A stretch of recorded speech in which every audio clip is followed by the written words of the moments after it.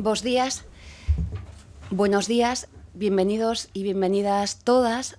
Queremos agradeceros vuestra presencia, pero si me permitís, en primer lugar, quiero agradecer muy especialmente, porque creo que debemos de ser fraternas, a la Secretaría de Economía de Podemos, muy particularmente a nuestro querido Nacho Álvarez y también a Bruno, que nos acompaña en esta mesa, que hayan tenido la inteligencia de convocar estas jornadas. Creo que era un debe que teníamos en nuestro grupo confederal y creo además que estas jornadas son un punto de arranque, de inicio para unos debates y unas posteriores conclusiones que hemos de tener lo antes posible. Por tanto, gracias a ellos por la oportunidad que nos han brindado. Obviamente, gracias a los ponentes, que son de excepción, que podamos contar con ellos y con ellas para, a lo largo del día de hoy, obviamente, tener, como he dicho, un debate interesante sobre el tema que nos ocupa. Lo primero que quiero señalar es hacer una pequeña reflexión, entendiendo que la misión que tenemos en nuestro país es revertir la no política, que viene siendo política, que hemos tenido desde hace más de 35 años. La no política, la política deliberada del bipartidismo, que ha sido carecer de un proyecto industrial estratégico. La no política que ha sido, hace 35 años, si recuerdan ustedes, la mal llamada reconversión industrial. La no política, la política que ha sido el intercambio del acceso a la Comunidad Económica Europea para que nuestro país se convirtiese en una fuerza absolutamente dependiente en materia industrial, dependiente en materia tecnológica, dependiente, por supuesto, en términos energéticos y, sobre todo, la periferia y la subordinación de proyectos industriales que tienen que ver con la Europa que manda. Por tanto, esto, digamos que es lo que ahora, como fuerza del cambio y como grupo confederal, que es la tercera fuerza política de este país y que representamos a más de 5 millones de personas, tenemos la obligación de revertir. No es pequeña cosa. No es pequeña cosa revertir ese proyecto político que ha consistido en desindustrializar nuestro país. Y digo esto sabiendo que es un enorme reto. Un enorme reto. Digo esto sabiendo que es enfrentarnos al status quo europeo y es enfrentarnos también a la propuesta política que hoy lidera el Partido Popular, pero que también lidera Ciudadanos. Y digo que lidera el Partido Popular y Ciudadanos porque cuando comparten el modelo presupuestario que hoy estamos ya debatiendo, en el que seguimos sin una propuesta industrial para España y además seguimos en una apuesta deliberada de recorte acumulado del I+D+I superior al 27%, están también diciéndole a la sociedad española cuál es su modelo político. Su modelo político sigue siendo impedirnos avanzar en un nuevo mundo, en una propuesta política que tenemos la obligación, insisto, de definir para España. El proyecto político consiste para ellos en el desideratum máximo de Hayek, en reducir, por supuesto, el Estado a la mínima expresión y dejar que las fuerzas del mercado actúen per se, pero siendo conscientes de que esto nos sitúa no en una economía real productiva, sino en la economía financiarizada que obviamente tenemos que combatir o, cuando menos, delinear.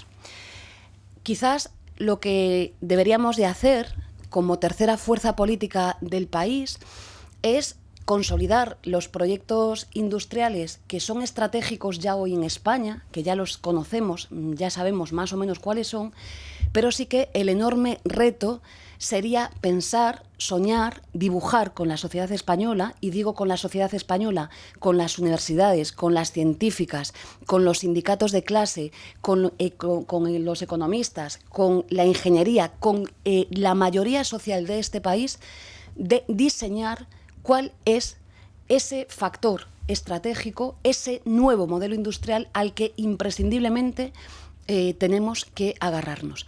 O España hace esto, para engarzarnos a la producción de industria con alto valor añadido, revirtiendo, como he dicho, los 35 años de no política y de desindustrialización, o realmente España no tendrá futuro.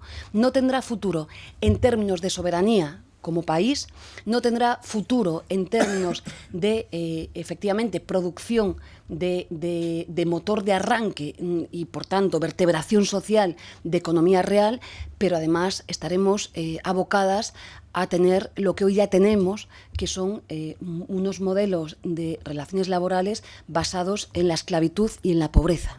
Hablar de un tercio de la población asalariada que es pobre es una cuestión bastante seria. Creo que el reto es definir cuál es el polo hacia el que nos tenemos que dirigir. Y una vez que exista ese debate en la comunidad científica, entre nosotras, entre todos los sindicatos, y digamos que hagamos una amalgama sobre lo que queremos hacer, obviamente el Estado tiene que dedicar con cabeza pensante y durante, no en el corto plazo, sino como una propuesta de país, incluso durante lustros, dirigir la inversión pública necesaria para ello. Ya sabemos, todo está escrito, nos acompañan autoridades, todo está escrito que desde la iniciativa privada, como pretenden en el Partido Popular, en Ciudadanos, incluso la patronal de este país, no es posible.